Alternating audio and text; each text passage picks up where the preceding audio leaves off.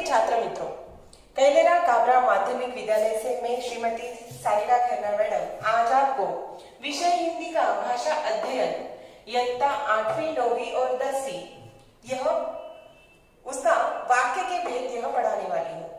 वाक्य के भेद मैंने अपने पहले एक वीडियो में आपको वाक्य के भेद लेकिन अर्थ की दृष्टि से जो होते हैं उसके प्रकार बताए थे। आज हम जो देखने वाले हैं वह है रचना की दृष्टि से वाक्य के भेद। रचना की दृष्टि से वाक्य के 3 भेद होते हैं। रचना, वाक्य किस पद्धति से लिखा गया है, उसकी रचना किस तरह से की गई है, उसके अनुसार वाक्य के 3 प्रकार होते हैं। उसमें से पहला प्रकार है सरल वाक्य। सरल वाक्य कई ना कई बार उसके नाम में ही उसका अर्थ छिपा होता है, उसकी परिभाषा छिपी होती है। जिस वाक्य में एक ही मुख्य क्रिया हो उसे सरल वाक्य कहते हैं। यानी कि ऐसा विधान जो कि सरलता से किया गया हो, एक ही मुख्य क्रिया जिसमें होती है, ऐसे वाक्य को सरल वाक्य कहा जाता है। जिसकी रचना बड़ी सरलता से एक ही मुख्य क्रिया के साथ होती है उसे सरल वाक्य कहा जाता है। जैसे एक दिन लबकानंद घर आ पहुंचे। देखिए एक ही मुख्य क्रिया इसमें दी गई है। समय बहुत बलवान है। ऐसे वाक्य जिसमें एक ही मुख्य क्रिया होती है उसे सरल वाक्य कहते हैं। रचना की दृष्टि से वाक्य का दूसरा प्रकार संयुक्त वाक्य। संयुक्त का अर्थ होता है जुड़ा हुआ। संयुक्त वाक्य में 2 या 2 से अधिक सरल वाक्य समुच्चय बोधक यानी कि और, परंतु, तथा, या आदि ऐसे समुच्चय बोधकों से 2 या 2 से अधिक सरल वाक्य जुड़े रहते हैं उसे कहा जाता है संयुक्त वाक्य।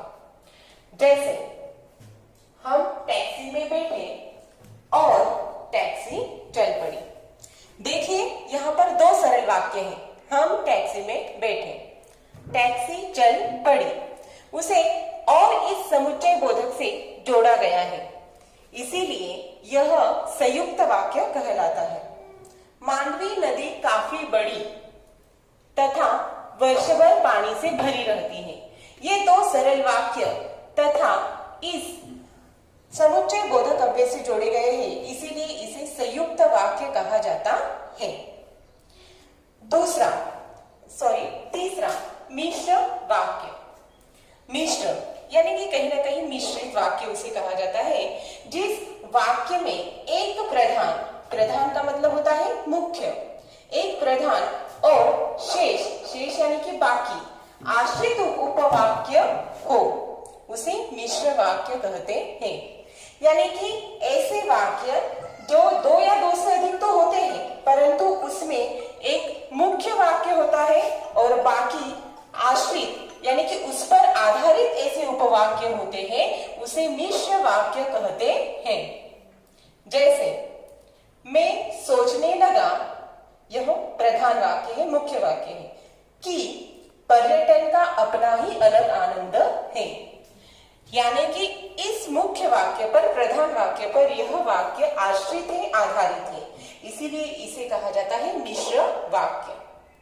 दूसरा, मुफ्त में मजदूरी देनी हो तो और बात है। यानी कि इस प्रधान वाक्य पर यह आश्रित वाक्य है जो कि तो इस शब्द से जुड़ा हुआ है। ऐसे वाक्य जिनमें पहला वाक्य प्रधान होता है, मुख्य होता है और बाकी वाक्य उस पर आधारित होते हैं, आश्रित होते हैं, ऐसे वाक्य के प्रकार को मिश्र वाक्य कहते हैं। ये सब देखने के बाद मैं आपसे एक ही कहूंगी, ऐसे वाक्य जो कि किस तरीके से लिखे गए हैं, किस प्रकार से उनकी लिखावट की गई है, रचना की गई है, तो उसके आधार से, उसकी दृष्टि से जो प्रकार होते हैं उन्हें कहा जाता है रचना की दृष्टि से वाक्य के भेद। और वो होते 3 सरल वाक्य, संयुक्त वाक्य तथा मिश्र वाक्य। छात्र मित्रों, आज रचना की दृष्टि से वाक्य के प्रकार मेरे ख्याल से आपने अच्छी तरह से समझ लिए होंगे। याद रखिएगा, यह आपके लिए इयत्ता 10वीं और 9वीं कक्षा में अत्यंत महत्वपूर्ण है, तो इसका अध्ययन आप जरूर करिए।